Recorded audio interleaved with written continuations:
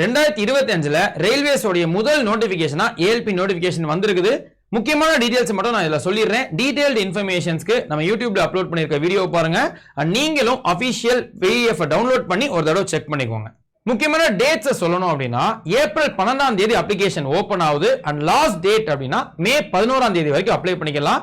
முடிஞ்ச அளவு சீக்கிரமா கவனமா அப்ளை பண்ணிருங்க. மிஸ்டேக்ஸ் இல்லாம அப்ளை பண்ணுங்க. வேகன்சி டீடைல்ஸ் பொறுத்த வரைக்கும் 9970 கொடுத்திருக்காங்க. அண்ட் சென்னை ஜோனுக்குன்னு பாத்தீங்கன்னா 362 வேகன்சிஸ் கொடுத்திருக்காங்க. அண்ட் ஏஜ் லிமிட் 18ல இருந்து 30 வரைக்கும்.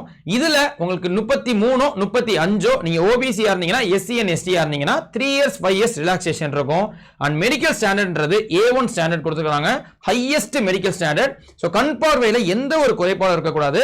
லேசிக் சர்ஜரி பண்ணியிருந்தாலும் நாட் எலிஜிபிள்ன்றதை கொடுத்திருப்பாங்க. எஜுகேஷனல் குவாலிஃபிகேஷன் எடுத்துக்கிட்டீங்கன்னா 10th கம்பல்சரி 10வது முடிச்சிருந்திருக்கணும். அது கூட ஐடிஐ முடிச்சிருந்தாலும் ஓகே. இல்லனா course completed act apprenticeship CCAA complete பண்ணினாலும் ஓகே.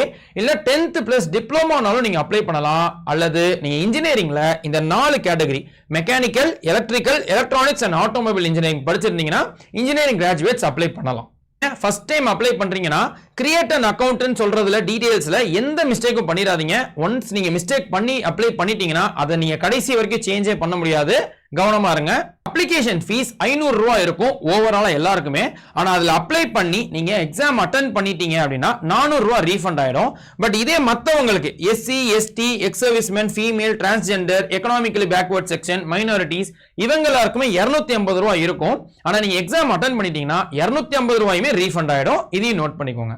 அண்ட் அப்ளை பண்றதுக்கு முக்கியமான டாக்குமெண்ட்ஸ் லிஸ்ட் இங்க இருக்குது. இத பத்தின ஒரு சின்ன ரீல்ஸும் நான் ஆல்ரெடி போட்டிருப்பேன். செக் பண்ணி பாருங்க.